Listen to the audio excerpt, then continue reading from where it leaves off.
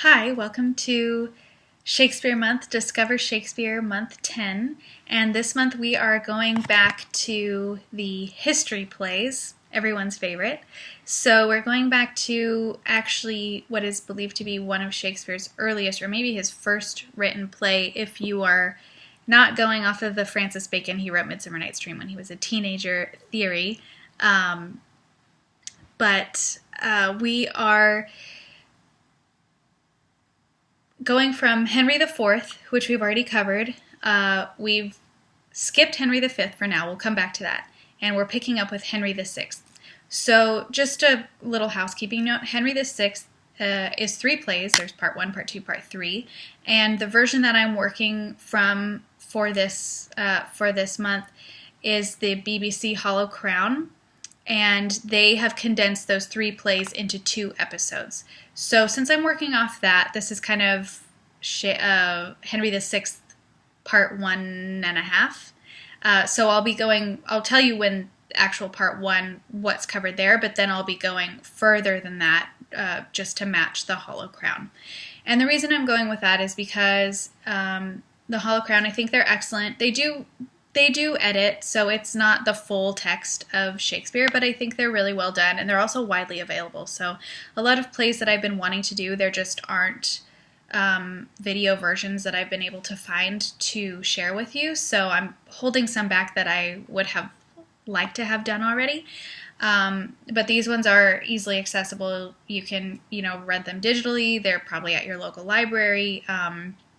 They might be on PBS, so since those are widely available, that's what I'm working with. So that's it for housekeeping. So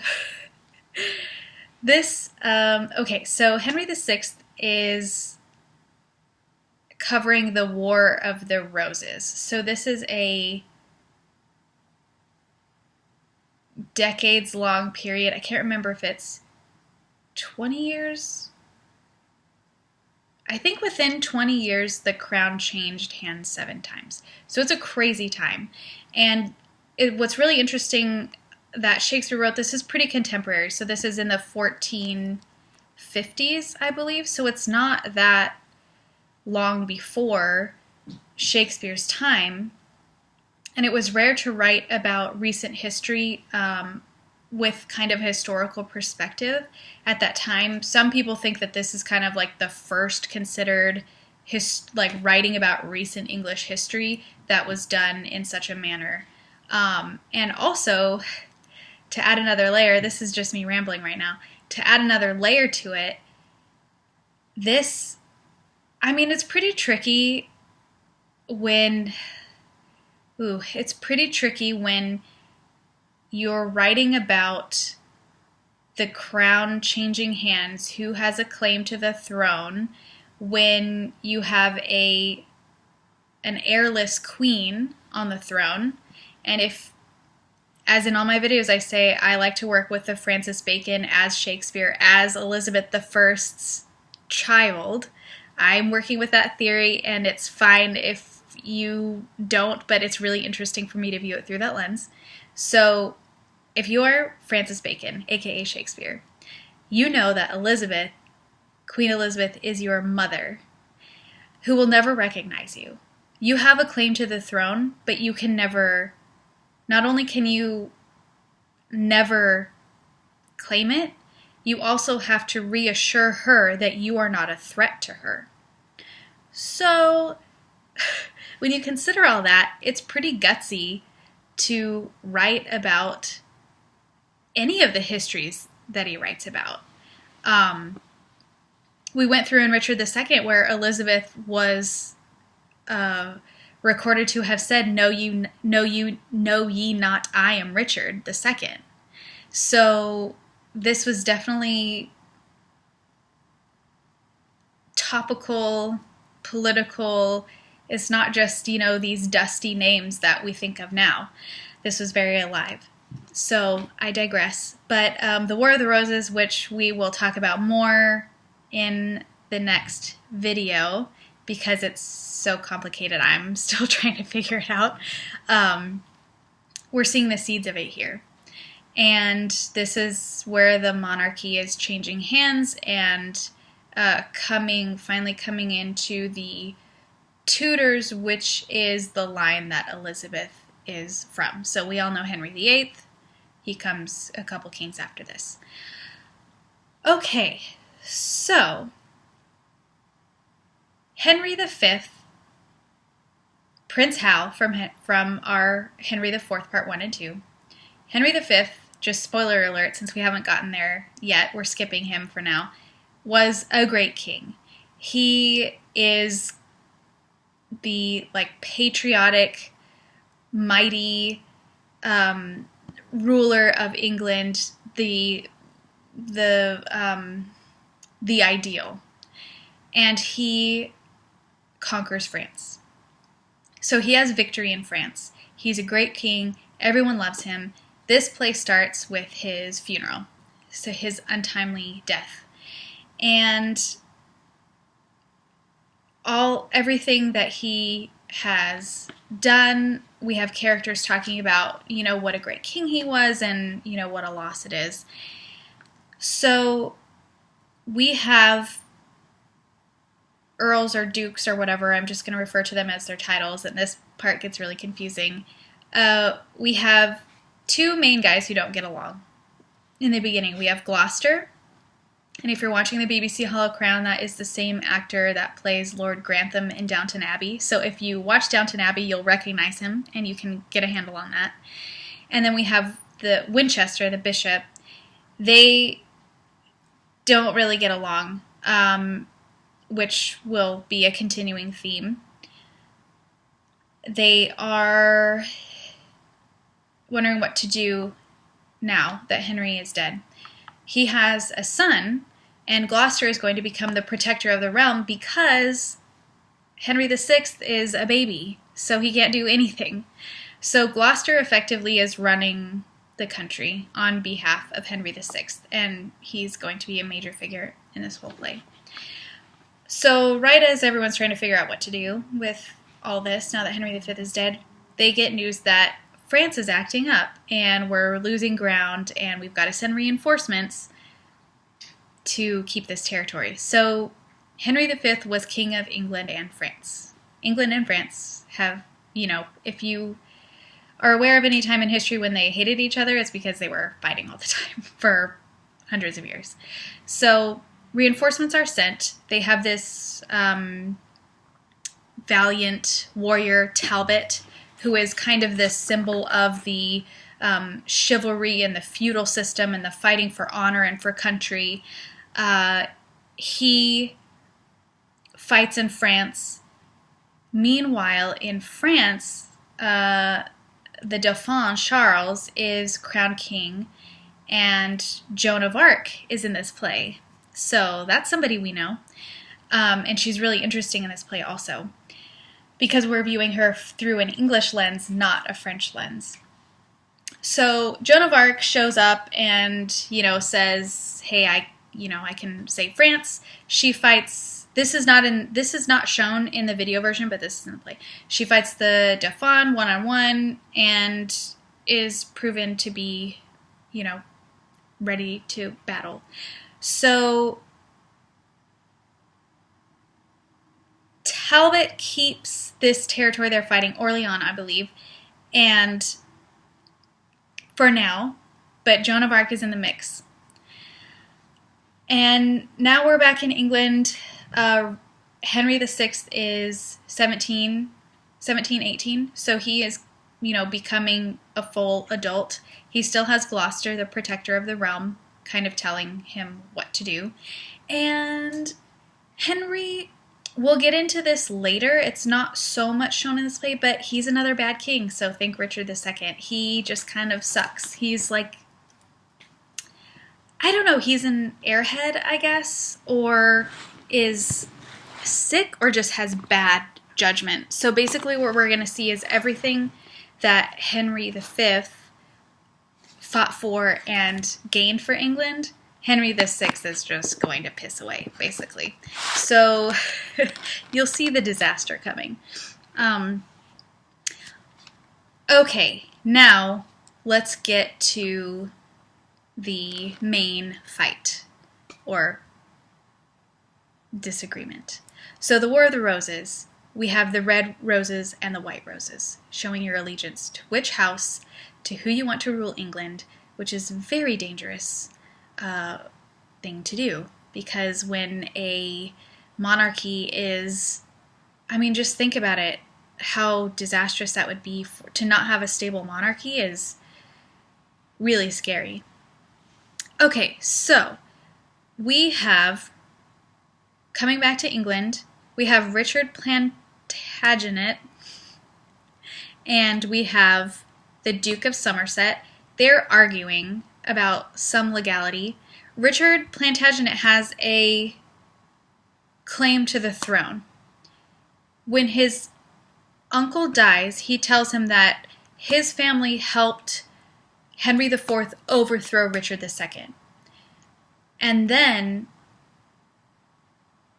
Henry V executed Richard's dad for treason, which took away his title. So he learns this and is like, oh, so I should be in line for the throne? So I have as much claim to the throne as Henry? Interesting.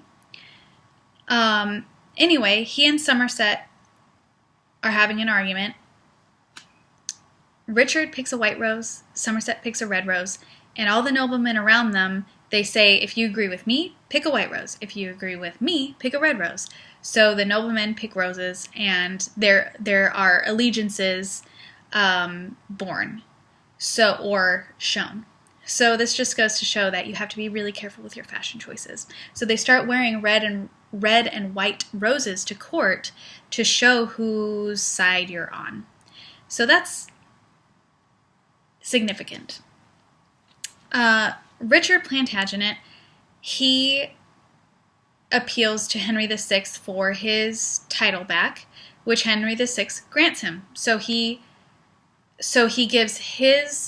inherits his uncle's title, I believe, and is restored to his father's title. So he's now the Duke of York, which is what I'm going to call him from now on. See, everyone has multiple names, which makes this more confusing. It'll be hopefully more clear when you watch it, and I hope I'm not making this worse for you.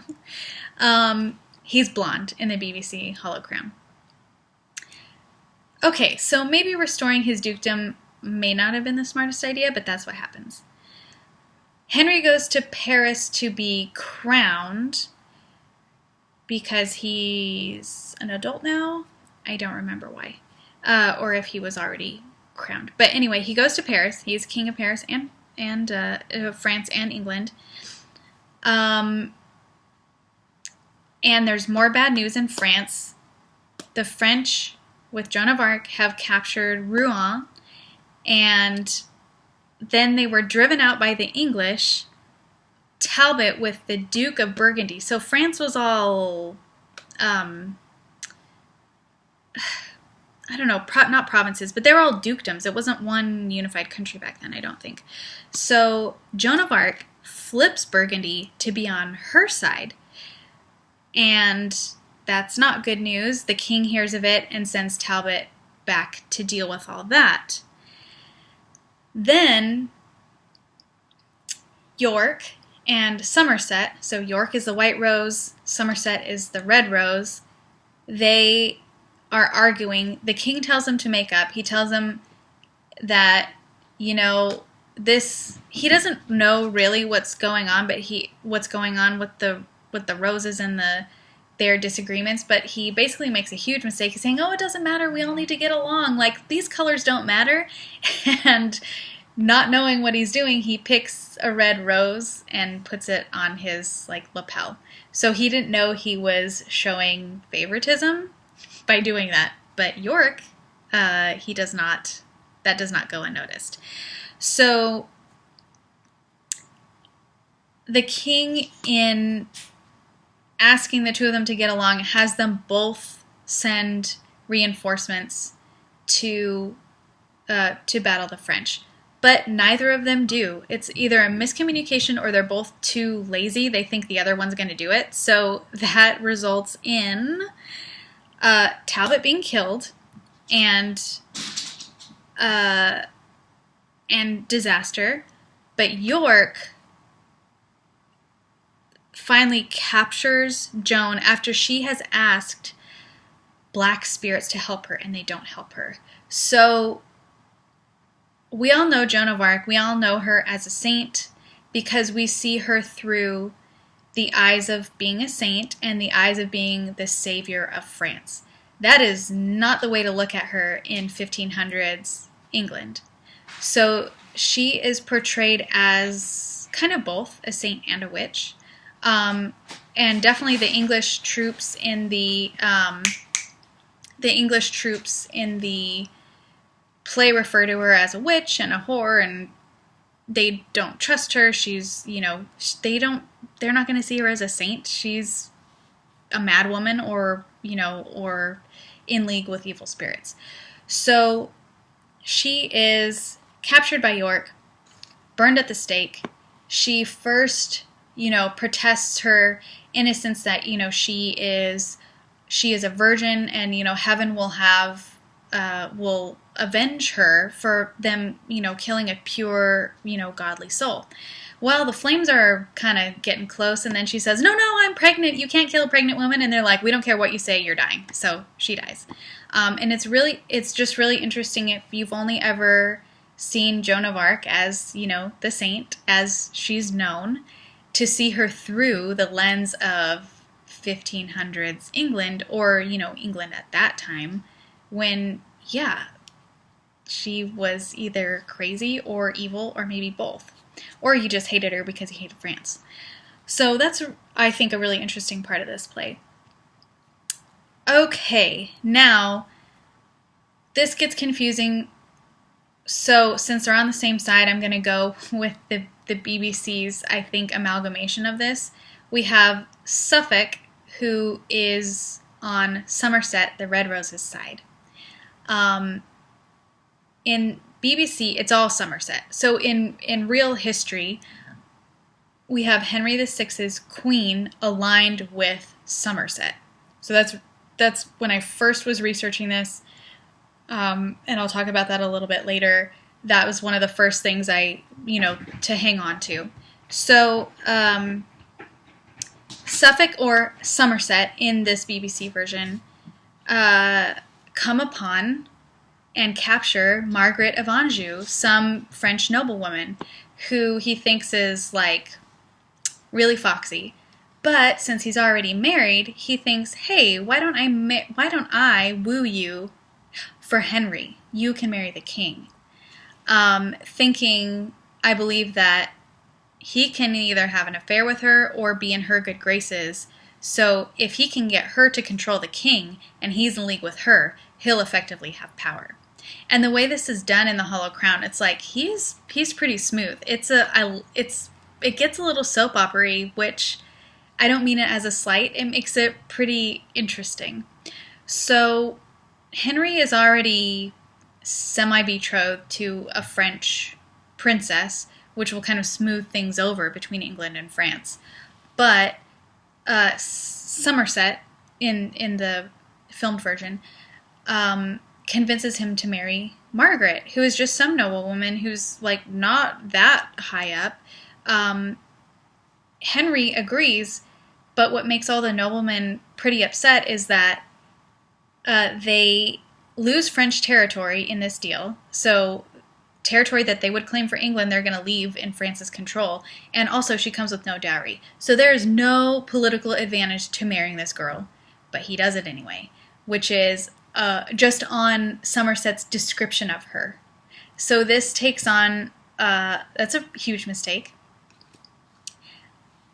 from, from how he's going down. So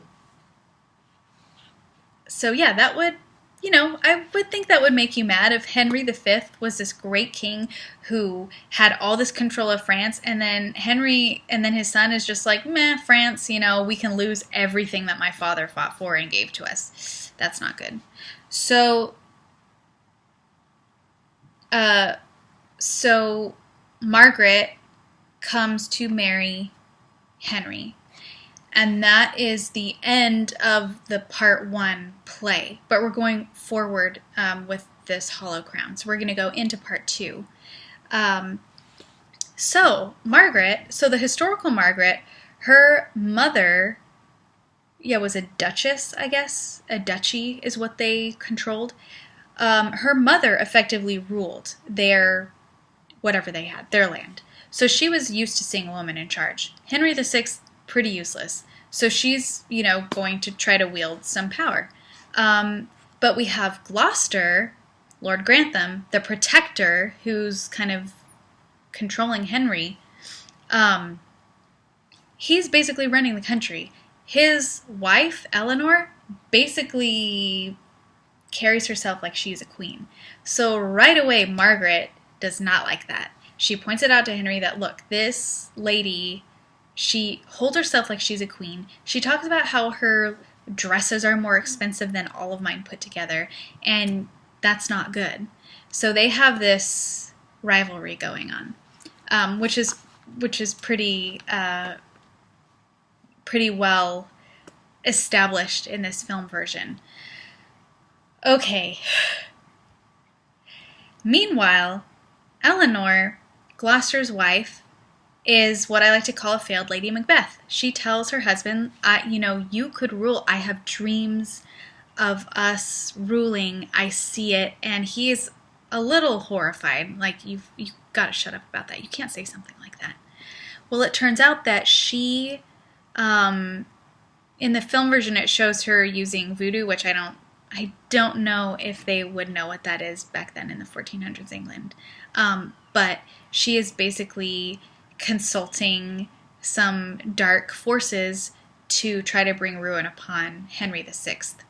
Someone sees this, reports her to the king, and she is brought forward and, taken to the tower. You can't do that. It's pretty interesting in the filmed version. And then Margaret she basically forces Gloucester's hand to resign his protectorship because the king, he's grown up. He doesn't need this guy anymore. So he reluctantly resigns.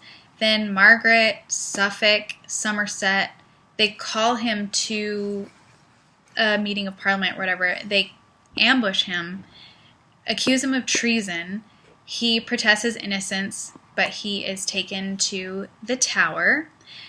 And then Somerset and his cronies arrange for him to be murdered. So, when Henry VI calls for him, they find him dead.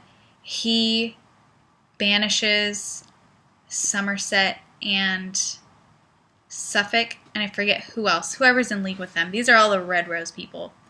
He banishes them. Well, Margaret does not want that.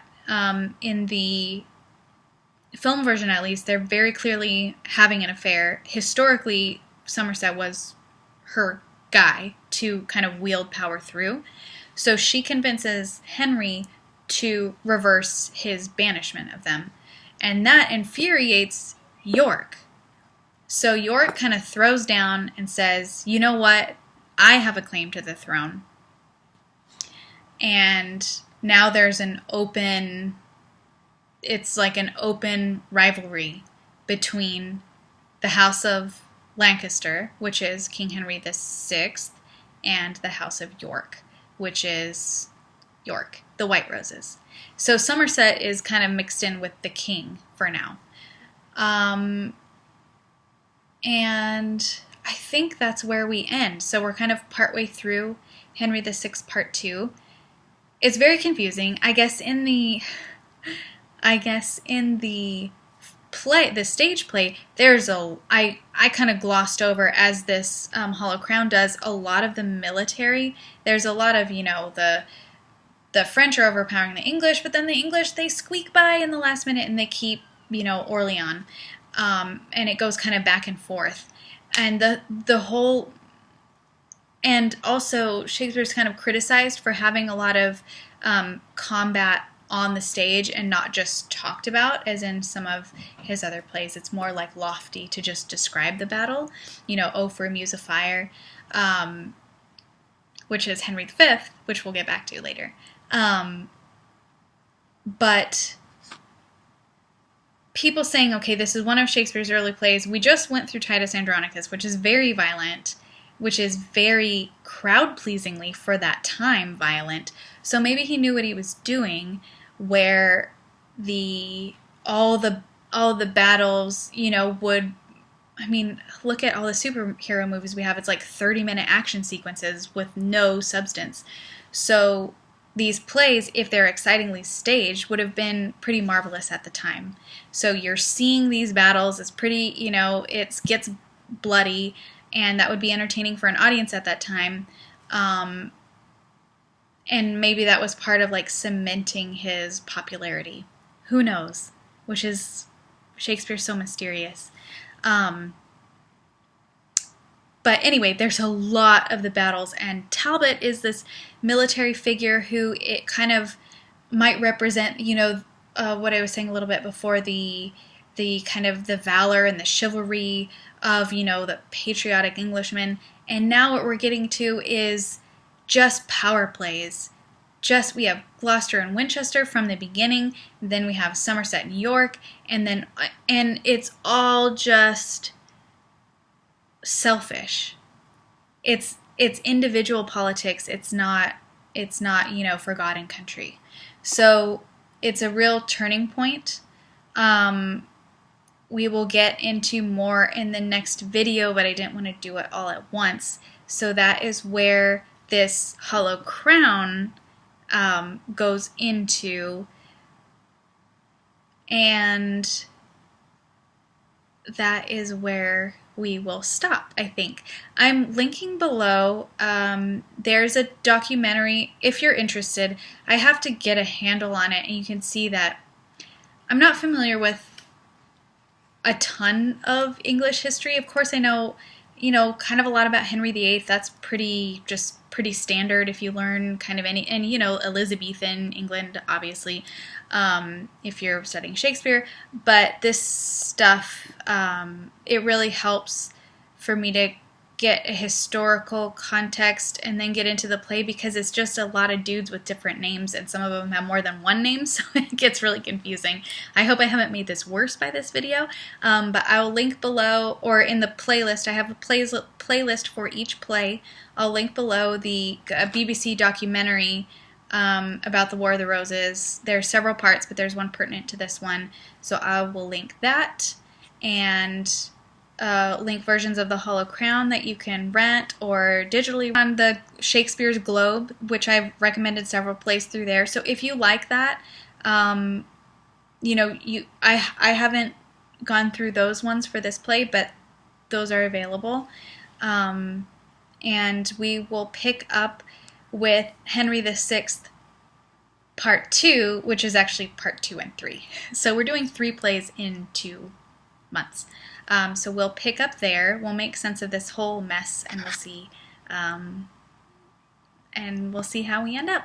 All right, well, have a great month, and thanks for watching, and I hope you enjoy Henry VI Part 1. One thing I do want to say is what I really like about the Hollow Crown is that you get the